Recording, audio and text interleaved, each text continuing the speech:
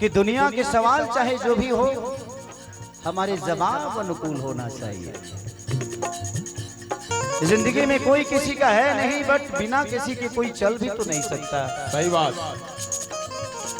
हम कहते हैं कि कोई किसी का नहीं है, बट अगर हम ऐसे कर दे, देखिए ये पैसा रख लो। मेरे पापा की एक बात हमेशा मेरे दिल में हमेशा बसती है। लोग कहते हैं मेरे पापा के पास एक साइकिल है जो मेरे पापा के दहेज में मिला था, और आज भी मेरे पापा के पास है। मैंने पापा से बोला कि पापा आपके पास 4-4, 5-5 गाड़ियां हैं, गाड़ी से क्यों नहीं जाते कहीं? बोलते हैं कि बेटा ये तुम्हारी मम्मी है और ये मैं हूं। आजकल लोग चीजों को बदलना जानते हैं। हमने अपने चीजों को खराब होते भी देखा है, उसको बनवा के आज भी मेरे साथ है। रिश्ते वही होते हैं। आजकल लोग कोई सामान खराब होता है तो बेच देते हैं, दूसरा आ जाता है फेंक देते हैं। रिश्ते वही तो है, बिगड़ता है बनवाओ, फिर उसको चलाओ, फिर बिगड़ेगा, फिर बनवाओ, यही तो रिश्ता है। लोग कहते हैं लैला मजनू का प्यार। मुझे लगता है कि मेरे मम्मी लैला मजनू के बाप हैं। मेरे मम्मी पापा, मैं डेली अपने मम्मी को लड़ते हुए पापा से देखता हूँ। उसके बाद शाम के रोटी दोनों बैठकर जब खाते हैं तो लगता है यार ये झगड़ते कब हैं। ये हमारे रिश्ते हैं, बिगड़ता है। मैंने अपने बीवी से कहा कि देखो तुम मुझे छोड़ दोगी तो 6 महीने बाद तुम्हें भी कोई मिल जाएगा, हम तो 10 मिनट में मिल जाएगी।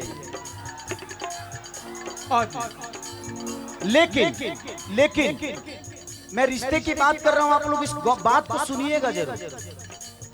लेकिन 6 महीने बाद, 6 महीने तक मैं भी बहुत उसको प्यार करूंगा, वो भी मुझे बहुत प्यार करेगी। लेकिन चंदा 6 महीना बाद क्या गारंटी है कि तुम्हारी तरह वो नहीं लड़ेगी? 6 महीने बाद फिर वो तुम्हारी तरह मुझसे लड़ेगी और फिर मैं तुम्हें छोड़ूंगा। और हर आदमी वैसा ही करेगा और तुम्हारे साथ भी ऐसा ही होगा। खेसरिया तो 1-2 पलांटी मारता, जवन मिली तो 9 पलांटी मारी। तो कोई जरूरी नहीं है, रिश्तों को बदलो मत, रिपेयर करो, रिपेयरिंग करो। जैसे सामान को रिपेयरिंग करके चलाते हो वैसे रिश्ते को रिपेयरिंग करो। और आज खेसारी लाल और चंदा का जोड़ी 20 साल का हो गया। वाह। जिंदगी में किसी को बदलना जरूरी नहीं है, खुद को बदलना जरूरी है। अपने आप वो सही हो जाएगा, एक बार बदल के तो देखो यार। उसके हिसाब से बदल दो, उसको जो पसंद नहीं है उसके पसंद की चीज करो, कभी खराब नहीं होगा। कि अकिल सीखे शहरिया कुंदन तिवारी, याद बड़ी आवता यादों के यारी।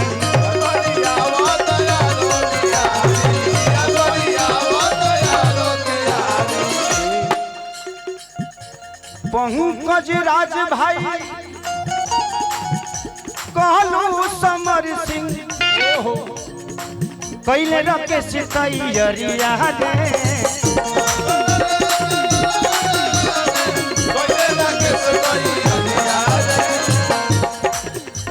अरे पंकज राज भाई कहलू समर सिंह कैले रखे सितैयरिया रे। अब तारी घरे मोरा सासुर बही नजर लगी है कैलिया रे। तो जिंदगी है यार, थोड़ा सा एंजॉय कर लो। ये बहुत मौका मिलेगा नहीं बार बार आप सबको, क्योंकि पता नहीं अब इस घर में शादी होगी कि नहीं होगी। होगी तब लइकर के होई, हमने के अपना भतीजा भतीजी खतिया भी अब बड़ा खाली निर्गुण गायब जाओ, ओकरा बाद चूसता घुसता कुछ ना होई। अभी चूसता घुसता हो जाएगी, ऐसे जो अभी बहुत कुछ घुसता चूसता, बाद में तो ना हमनी के घुसी ना चूसी, शरीर घुस आ भाई दिखाओ कि पनवा से पातरी फूलवा से नाजो। अरे हाई मोर माई महारानिया रे। थोड़ा सा साइड हो जाइए आप लोग, ताकि इन बच्चों को देखने में दिक्कत ना हो, ठीक है? चला कि पनवा से पातर फूलवा से नाजुक हई मोर माई महाजनिया रे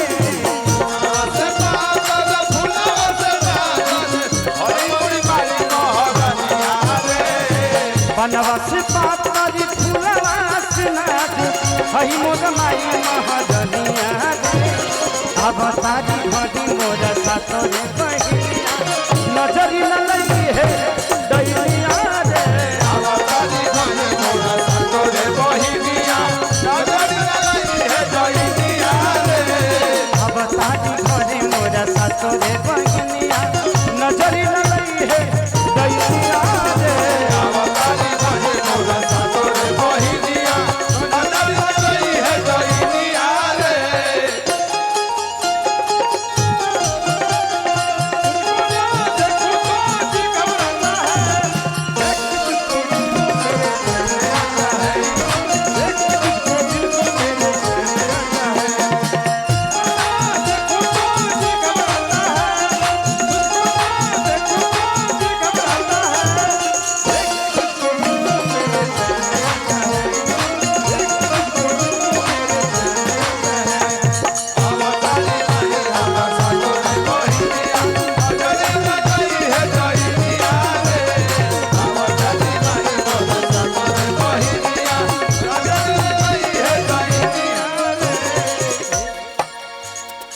क्या चाहते हो?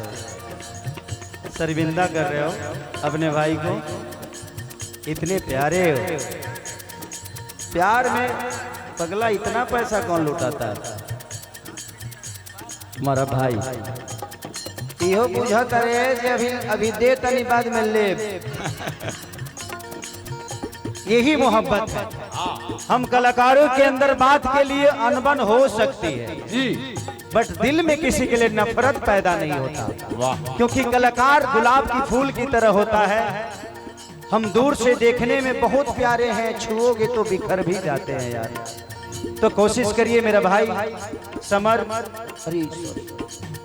समर की तरफ से बहुत सारा मेरे लिए उपहार मिला है, उसका स्नेह मिला है। दिल से दुआ है भगवान से कि भगवान इस भाई को इतना बड़ा करो, इतना बड़ा करना कि भोजपुरी का एक ऐसा स्तंभ बने कि पूरे भोजपुरी को हम सबको इस भाई पे ना दें, समर अमर हो जाए।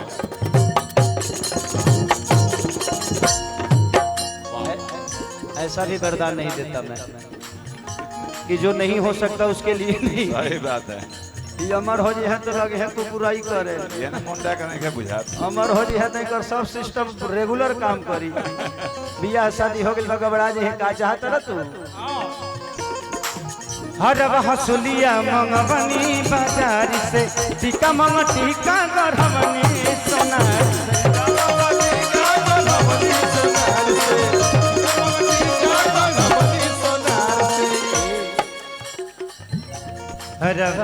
हसुलिया जिया पाख जिया मंगवनी बाजार से टीका मंग टीका गढ़वनी सोना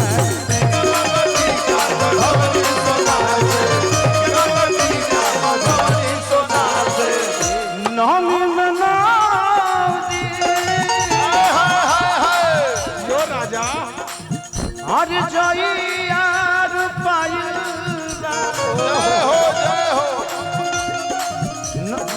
नमी में 9 दिन जइयार पाइबा आई बा गंगा जी के पनिया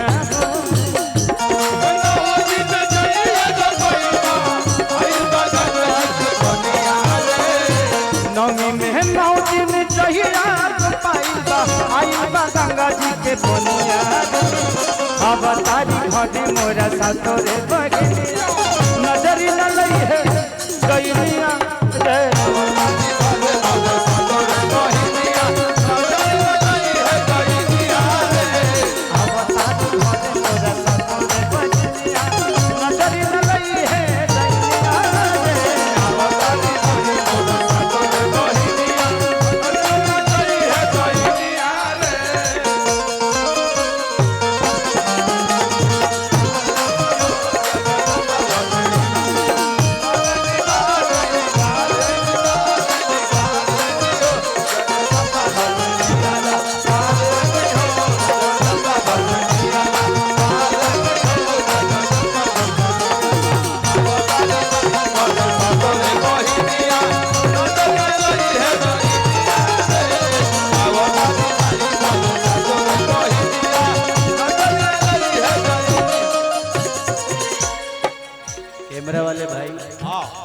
थोड़ा सा अपना ऊपर नीचे कम करो यार।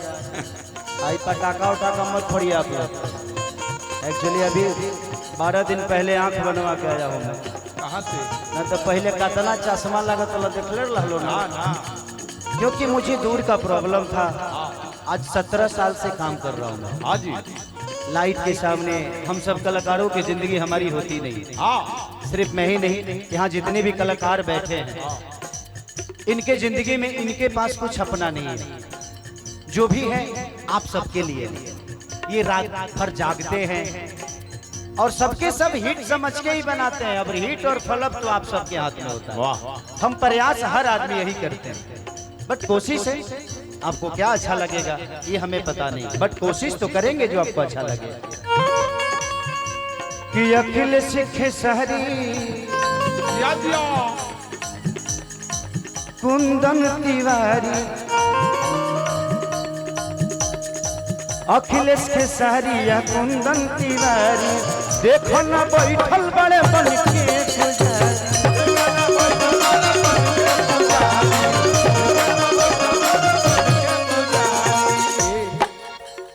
अब तू देव।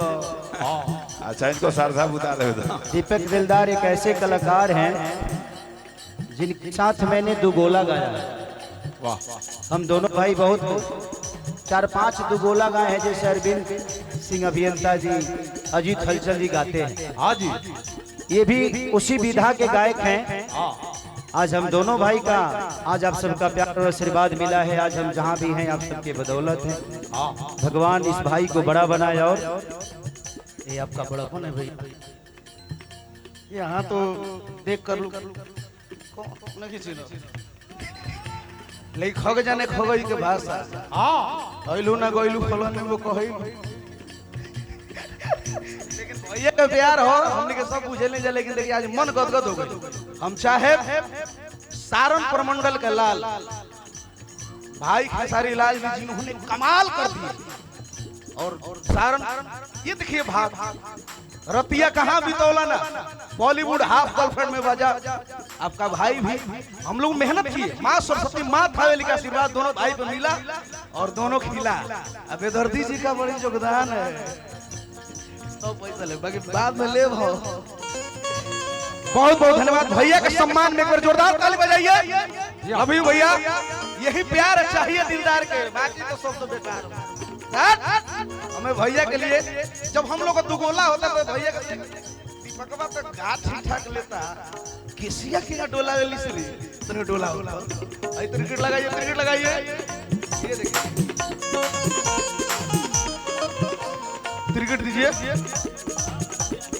क्रिकेट दीजिए।